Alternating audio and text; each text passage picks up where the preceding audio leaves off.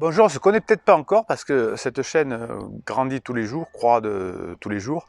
Je m'appelle Bruno Marchal, je suis coach, mental coach depuis 1999 et j'aide les couples à revenir ensemble. Vous savez qu'il y a l'un des fléaux et les séparations des couples qui sont ensemble depuis des années, avec les souffrances des enfants ensuite qui doivent se déplacer d'une maison à l'autre. Et bien depuis 1999, je vous aide à ce que ça n'arrive pas et que vous récupérez vos couples et que je vous explique pourquoi. On en est là aujourd'hui dans notre société et je vais vous expliquer dans cette vidéo un petit peu le résumé de la méthode et pourquoi elle fonctionne aussi bien depuis 1999. Vous avez peut-être dans votre couple votre conjoint qui vous a dit un beau jour: je ne t'aime plus, je n'ai plus de sentiments pour toi. Ah. Cette personne vous a peut-être dit aussi au bout d'un moment: c'est ta faute parce qu'il y a 2 ans, tu as dit ça, parce qu'il y a 3 ans, tu as dit ça, parce que je n'ai plus les papillons dans le ventre, parce que, etc., etc. Et vous avez souvent vu aussi que votre conjoint est pas bien dans sa peau, pleure parfois avec vous d'ailleurs, ou avec des amis, ou s'enferme dans sa chambre, voilà. Et puis vous allez peut-être, suite à ces choses-là, être totalement choqué, hein, et vous allez faire commettre ce qu'on appelle vous allez essayer de faire des choses pour récupérer votre couple, et vous allez faire des erreurs, vous allez suivre des confrères sur Internet, vous allez peut-être aller voir des psys qui vont faire que la situation va s'empirer avec des méthodes parfois simples comme les silences radio, les lettres magiques, les laisse tomber, t'es trop acquis, etc., qui font qu'empirer la situation. Vous voulez récupérer votre conjoint parce que vous ne voulez pas que vos enfants, tous les 15 jours, changent, ou toutes les semaines, changent de domicile. Ça, vous n'en voulez pas. Vous ne voulez pas que vos enfants, si vous en avez, ou vos futurs enfants, changent souvent de lieu. Et il faut que vous compreniez comment fonctionne finalement un couple, et ce que je vous explique sur cette chaîne où il y a plus de 500 vidéos. Vous avez 4 phases dans le couple, hein. C'est pas expliqué souvent, mais il faut que je vous l'explique ici, hein. C'est pas expliqué souvent ailleurs. La première phase, c'est la lune de miel, qui est faite par la nature pour procréer, donc on ne voit pas les défauts de l'autre, l'ère du discernement est éteinte, et on est bourré d'hormones, de testostérone, d'ocytocine, etc., pour reproduire les enfants. Quand les enfants sont devenus autonomes ou qu'on a décidé de ne pas faire des enfants, la lune de miel se termine. On passe ensuite à la phase de distantation, c'est la deuxième, où chacun mène sa vie, fait des choses, mais on ne pense pas vraiment à nourrir son couple, on s'engueule, on veut changer l'autre, on a des relations par-enfant dans son couple, etc. Et au bout de quelques mois, au bout de quelques années, eh bien, il y en a un des deux qui veut explorer en phase 3, qui veut explorer, voir si l'herbe n'est pas plus verte ailleurs. Si votre conjoint vous a dit je t'aime plus, c'est toute ta faute, c'est certainement qu'il est dans cette phase 3. Et la phase 4, que si vous allez passer cette phase 3 que tous les couples traversent, hein, tous les couples qui sont ensemble depuis 50 ans ont traversé cette crise, sauf qu'aujourd'hui on ne sait pas passer la phase 3, bien on tombe en phase 4 ensuite, qui est la phase de longue durée, qui est la phase de grande intimité, et qui est absolument géniale.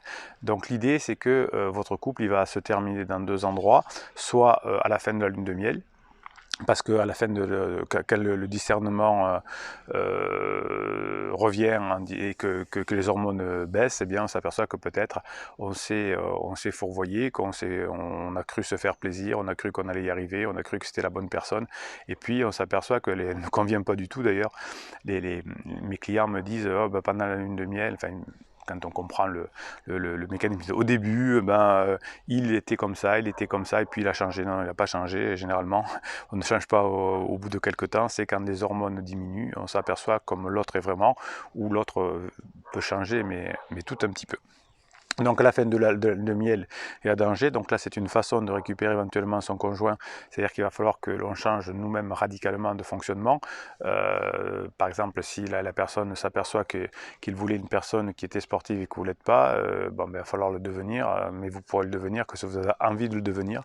Ne le faites pas pour récupérer l'autre, parce que ça ne fonctionnera pas. Vous dites ouais, je vais me mettre au sport à fond, vous ne tiendrez pas si ce n'est pas votre truc. En revanche, si c'est votre truc, en disant ouais, de toute façon j'avais envie depuis très longtemps, il faut que je m'y mette, bien là ça peut fonctionner.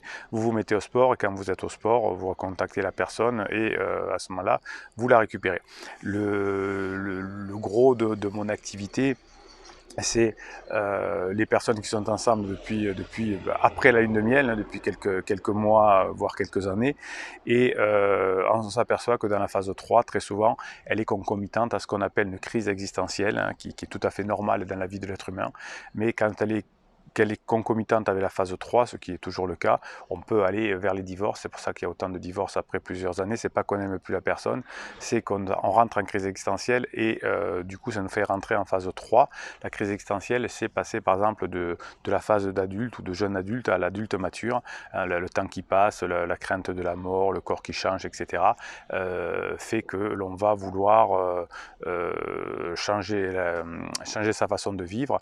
Alors généralement il y a un pansement qui se met en place, là, en adultère, c'est-à-dire on va retrouver une forme de lune de miel avec quelqu'un d'autre pour avoir des papillons dans le ventre, pour les hommes, on va chercher plutôt une jeunette. Pour les femmes, on va plutôt chercher quelqu'un qui a le complément de son conjoint dont on a l'impression qu'on ne nous a pas donné. Et forcément, au bout d'un certain temps, ce pansement va faire beaucoup de mal. Le pansement va exploser de lui-même, puisque par définition, quand on n'est plus en crise, le pansement va se terminer, mais il va faire du dégât dans une famille, dans les deux familles. Alors souvent la personne va chercher son pansement très proche d'elle, c'est soit dans son milieu professionnel, soit des amis, soit dans le quartier, soit dans son club de sport, et on n'est pas très original, et effectivement ça finit assez mal. Le problème c'est que comme on est mal conseillé au départ, on commet beaucoup d'interdits. La crise existentielle va commencer par un instant de souffrance. Généralement ce qui déclenche c'est une prise de conscience, on a quelqu'un autour de nous qui est malade, on a un décès, on a un problème professionnel, et ça va nous lancer dans la crise existentielle parce qu'on ne va pas accepter, on ne va pas voir que cette souffrance vient de là, et on va croire que ça vient du conjoint, hein, puisqu'on est à la fin de la phase 2 de distanciation, et donc à ce moment-là, on va tout accuser le conjoint, on va croire que le problème vient du couple, alors que pas du tout, c'est juste un problème de crise existentielle. Alors qu'est-ce qu'on fait sur cette chaîne? Qu'est-ce qu'on fait dans les coachings? Qu'est-ce qu'on fait dans les formations? Eh bien, on apprend à bien réagir à la crise existentielle de son conjoint, et si on ne commet pas trop d'interdits, hein, les interdits étant les reproches, les supplications, les colères, les mises à la porte, les silences radio, etc. Si on ne fait pas tous ces interdits qu'on explique dans les formations et en coaching, eh bien on a des grandes chances, en attendant que la crise se termine, de retrouver son couple. Mais pendant que la crise va se passer, vous allez en profiter pour vous fortifier, hein, parce qu'il va falloir qu'on vous aide, hein. C'est très dur, la crise existentielle de son conjoint, les enfants souffrent, vous souffrez, la famille souffre, le conjoint en crise existentielle souffre beaucoup aussi, il se met à mal souvent d'ailleurs professionnellement. Donc vous, il va falloir que vous fassiez aider ici, hein. Vous avez une communauté, je vais expliquer comment ça fonctionne, qui va vous aider. Vous avez les formations, vous avez les coachings, vous avez les lives, vous avez les vidéos, et vous allez surtout arrêter d'écouter les personnes qui sont mièvres, qui sont mielleuses, c'est trop tard, de toute façon, elle ne reviendra pas, il ne reviendra pas, passe à autre chose, te laisse pas faire, mets-la dehors, mets-le dehors. Vous voyez, toutes ces choses-là qui font qu'on va avoir une baisse d'énergie et qui font que les couples divorcent, hein. Quand on a des conseils comme ça de son psy, de son coach ou d'amis, eh bien, ça finit par avoir un divorce. Alors que si on passe la crise normale avec les méthodes qu'on voit ici, eh bien, on arrive à récupérer son couple, puisque par définition toutes les crises se terminent, et si on a bien fait les choses pendant la crise, à la fin de la crise, eh bien on est ensemble dans la phase 4, elle est encore meilleure. Donc les interdits se font en phase down. Pendant la crise, votre conjoint est en haut et en bas, de temps en temps ça va, mais de temps en temps il est complètement éteint, il est complètement énervé, hein. C'est comme une crise d'ado. La crise d'ado, c'est la première crise existentielle, donc souvent la personne en crise est d'humeur maussade 2. Et si on veut rentrer en communication à cette époque-là, quand la personne est en down, ben on se prend des gamelles, et il y a des disputes, et ça ne fait que nous éloigner. Donc on ne va vraiment travailler que pendant les périodes de top. Je vous apprends sur cette chaîne, je vous apprends plus particulièrement dans les formations et dans le coaching, à repérer les phases top et down, et à savoir ce qu'il faut faire dans le top et ce qu'il faut faire dans le down. Il faut savoir que pendant la crise existentielle, votre conjoint a une faible estime d'elle-même ou de lui-même. Qu'est-ce que ça veut dire? Ça veut dire qu'il va dire trois choses. Je ne t'aime plus, c'est fini, jamais plus je reviendrai, c'est tout de ta faute. Et puis de temps en temps, il s'effondre. Hein. C'est un signe de faible estime de soi pendant la crise existentielle. On essaye de se rassurer en disant non mais c'est fini, je reviendrai jamais, je ne t'aime plus, avec tout ce que tu m'as fait, c'est toute ta faute. Ça veut dire qu'on est faible à l'intérieur et que si on ne comprend pas ça, on ne peut pas y revenir. On ne peut pas revenir ensemble. Le problème de la faible estime de soi, c'est que ça se transmet à vous, hein, le conjoint, par le biais des neurones miroirs. Je vous explique ça aussi pendant les formations, bien évidemment. Et vous allez avoir une faible estime de vous, vous allez rentrer en dépendance affective. La dépendance affective, il y a une formation aussi là-dessus, qui va vous faire beaucoup de bêtises. Hein. Vous allez croire que vous êtes obligé, pour être heureux, d'avoir votre conjoint, que vous allez tout faire pour le récupérer. C'est là que vous allez faire des bêtises.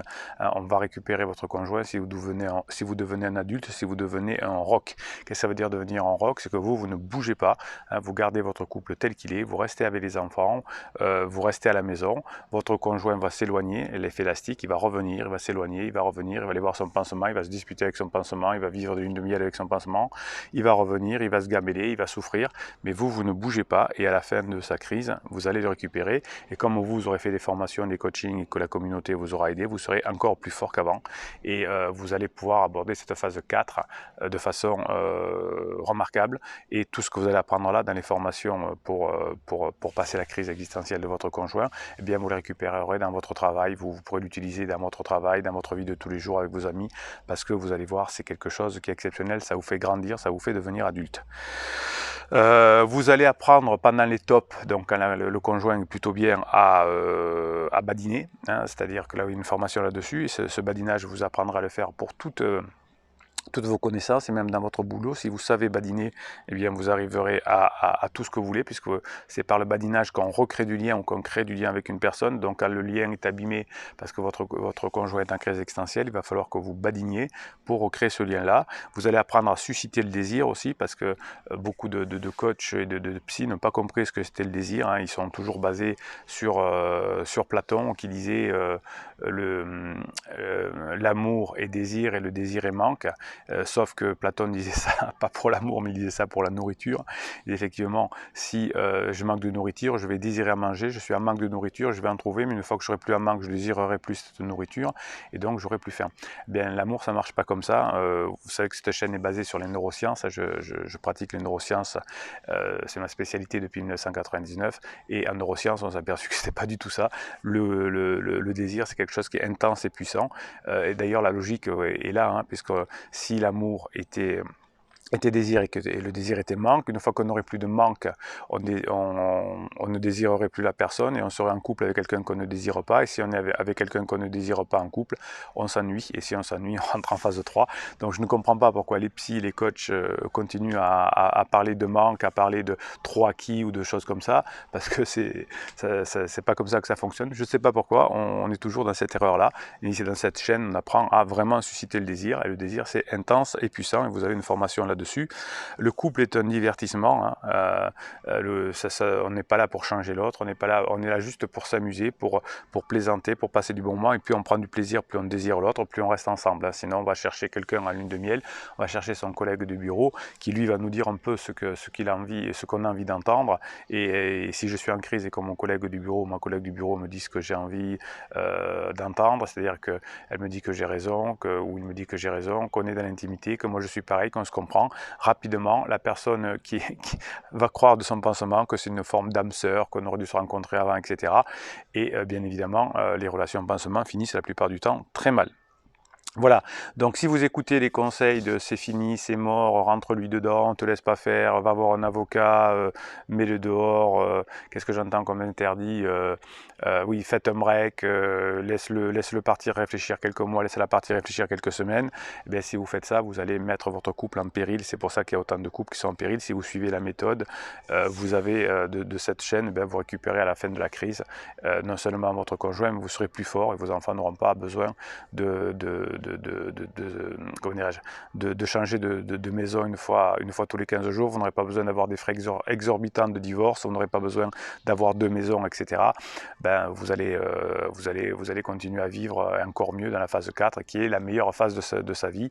Voilà, donc évitez si vous pouvez les mauvais conseils, parce que les conseils ne sont pas les payeurs. Hein, si vous avez, les mauvais conseils de rentre-lui dedans, mets-la dehors, mets-le dehors, fais un break, etc., eh bien ça va vous coûter très cher. Il vaut mieux suivre les conseils de cette chaîne, les formations et les coachings, ça vous reviendra beaucoup moins cher et vous récupérerez votre couple. Voilà, donc qu'est-ce que vous apprendrez aussi à avoir de l'humour, hein, parce que il en faut beaucoup pendant cette période-là, et vous aurez une reconquête plus facile de votre couple si vous avez de l'humour, si vous savez le faire. Là aussi, il y a des formations qui vous apprennent à avoir de l'humour. Alors, c'est pas un humour pour faire du stand-up, mais avec cet humour-là, vous pourrez vous sortir de toutes les situations, notamment de la personne en crise, parce que des fois, vous ferez des interdits, mais grâce à l'humour, ça vous permettra de faire une pirouette et de retomber sur vos pattes. Alors, qu'est-ce que vous avez pour vous en sortir? Parce que c'est une reconquête de longue haleine, et tout ce que vous faites à court terme ne fonctionne pas, c'est que du long terme. Si vous faites des choses à court terme, parce que vous avez mal, parce que vous êtes en souffrance, donc vous allez rentrer dans votre conjoint, vous allez l'engueuler, vous allez vous supplier, vous allez pleurer, ça va vous faire du bien à court terme peut-être, mais ça va vous faire du mal à long terme. Donc tout ce qui est dit dans cette chaîne, c'est pour récupérer véritablement son couple, donc récupérer son couple sur le long terme, c'est ce qui est important de voir. Donc vous avez les coachings, bien évidemment, les coachings c'est 1 heure de coaching par téléphone, par WhatsApp, et ensuite c'est un suivi pendant 15 jours par écrit. C'est les formations, vous en avez chaque semaine, le mercredi, des formations qui sortent, qui vous aident à récupérer votre couple, qui vous aident à vous fortifier, à être un rock, un adulte, à savoir badiner, à savoir avoir de l'humour, à sortir des dépendance affective. Des formations qui vous serviront de toute façon tout le temps, que vous soyez, que votre conjoint soit en crise, que vous vouliez récupérer votre conjoint ou en général, ça va vous aider toute votre vie. Vous avez la communauté bienveillante et positive qui écrit sous ces vidéos. Hein, quand vous avez un coup de mou, vous écrivez, la communauté vous donne un coup de boost, ou quand vous êtes bien, vous donnez un coup de boost à la communauté. Vous avez les lives 1 fois par semaine après les formations pour répondre aux questions sur les formations. Ça dure 1 heure environ, c'est le jeudi à 18h30 ou le vendredi à 18h30, une semaine sur 2, ça dépend. Hein, voilà. Je change un petit peu parce qu'il faut qu'il y en ait pour tout le monde. Il y en a qui n'étaient pas disponibles le vendredi, d'autres le jeudi, donc je fais 1 semaine sur 2 et vous avez près de 1000 vidéos sur cette chaîne pour vous aider. Voilà. Donc pour ceux qui arrivent sur cette chaîne, qui ne me connaissaient pas encore, je voulais faire ce point. Pour ceux qui me connaissent, qui font des coachings et qui prennent des formations depuis longtemps, ça vous fait une remémorisation globale. Maintenant, vous avez à peu près des plans en tête et vous savez ce qu'il vous faut aller bosser à l'intérieur.